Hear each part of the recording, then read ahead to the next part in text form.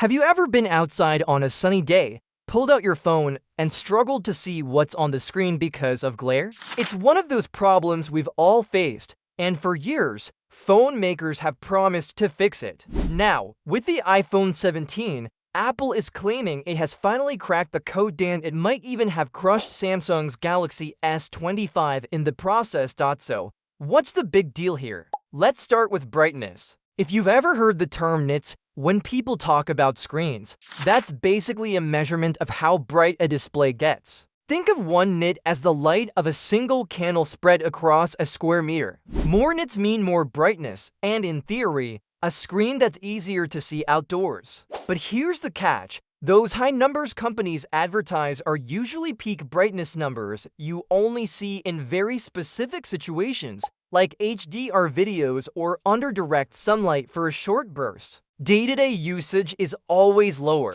Still, a higher peak rating usually gives you a better outdoor experience. Apple's new iPhone 17 series takes this seriously. The standard iPhone 17 now boasts a display that can hit 3,000 nits of peak brightness. That's the highest number we've ever seen on an iPhone, and it's a clear step up from the Galaxy S25, which maxes out at 2,600 nits. On paper, that means Apple's phone is not only brighter, but also better prepared for real-world use in bright sunlight. But brightness alone isn't enough. If you've ever tilted your phone and seen your reflection instead of your apps, you know that glare is the real enemy. That's where Apple's new screen coating comes in. The company claims the iPhone 17's Super Retina XDR display has a special anti-reflective layer that dramatically reduces glare. Combine that with what Apple calls Ceramic Shield 2, and you're also getting a screen that's 3 times more scratch resistant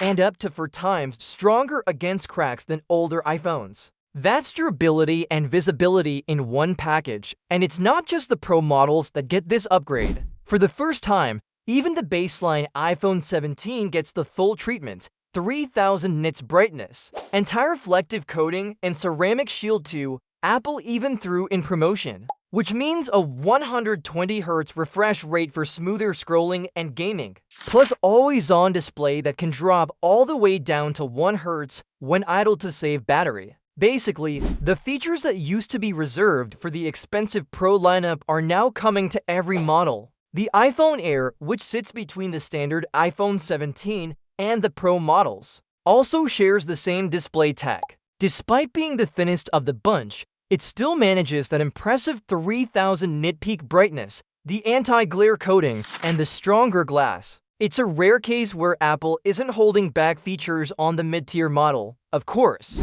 the Pro and Pro Max take things to their usual extremes with larger sizes 6.3 inches for the Pro and 6.9 inches for the Pro Max, but the display experience is consistent across the board. That means no matter which iPhone 17 you buy, you're getting Apple's brightest, toughest, and most outdoor-friendly screen ever. Now, how does this compare to Samsung? The Galaxy S25 is still an amazing phone, but its baseline model doesn't have the same advanced anti-reflective coating that you'll find on the S25 Ultra. That means Apple might have just given even its cheapest iPhone an edge over Samsung's mainstream Galaxy. So the real question is this. Is Apple finally the brand that solved outdoor visibility once and for all? On paper, it sure looks that way. But until these phones are tested side by side in real sunlight, the debate isn't over.